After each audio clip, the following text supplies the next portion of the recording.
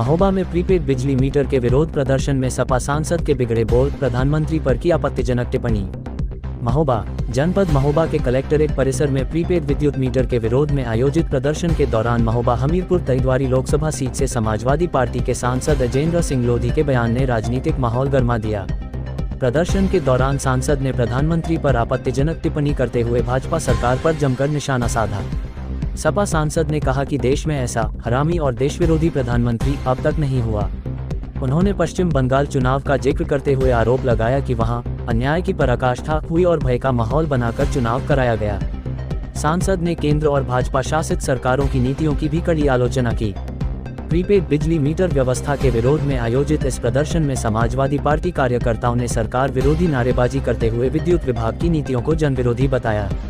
Collectorate परिसर में हुए प्रदर्शन के दौरान सांसद के बयान का वीडियो भी चर्चा का विषय बना हुआ है। सांसद के इस बयान के बाद राजनीतिक प्रतिक्रियाओं का दौर शुरू हो गया है। भाजपा नेताओं ने बयान को अमर्यादित बताते हुए इसकी निंदा की है, जबकि सपा कार्यकर्ता सरकार की नीतियों के विरोध को जायज ठहरा रहे हैं। देखिए, हम लोग पीडीए के हैं, वर्तमान सरकार के विरोधी हैं। वर्तमान सरकार जितना अनदेखी कर रही है एक आम पब्लिक के साथ, इतना किसी सरकार ने नहीं किया। जैसे कि स्मार्ट मीटर है, जो लाइट रहे या न रहे मीटर बराबर घूमते हैं। फसल बीमा का सबसे बड़ा घोटाला हुआ, वो आप सबको भी मालूम है। शिक्षा में सैकड़ों विद्यालय बंद कर दिए गए और जो शिक्षक लोग रिटायरमेंट होते चले जा रहे हैं उनकी नई भर्ती भी निकाल रही है।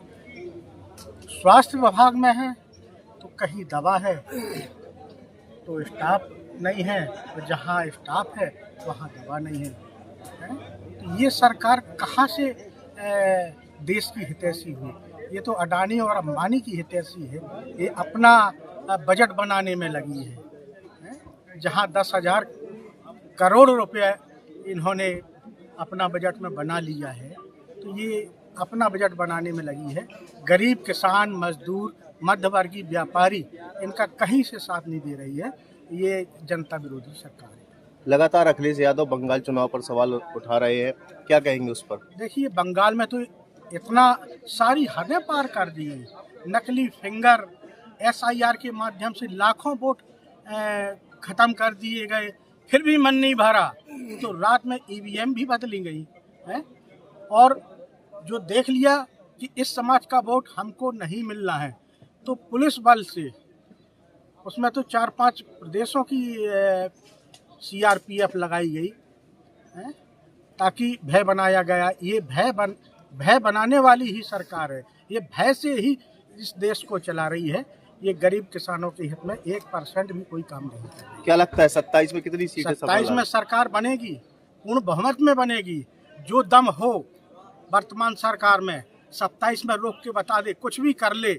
हम लोग पीडीए इतना मजबूत हो गया है कि इनके कुछ भी हम लोग करने के लिए तैयार हैं।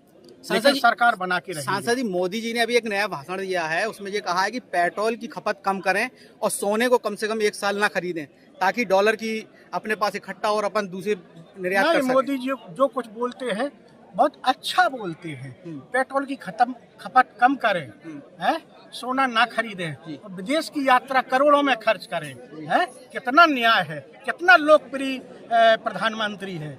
इतना हरामी, इतना देश विरोधी ऐसा कोई प्रधानमंत्री आज तक हुआ नहीं है और न आगे आने वाली सरकारों में ऐसा मिलेगा। तो अगर आज आप लोगों ने ज्ञापन दिया, अगर आपकी मांगे नहीं मानी, आगे क्या है रणनीति, क्या होगी? मांगे नहीं मानेगी तो सरकार को अंजाम भुगतना पड़ेगा।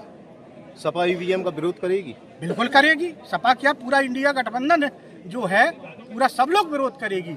EVM रोकने के लिए, बैलेट पेपर से चुनाव कराने के लिए हम बर वक्त संघर्ष करेंगे और करते आए हैं, वो आगे भी करेंगे। ठीक।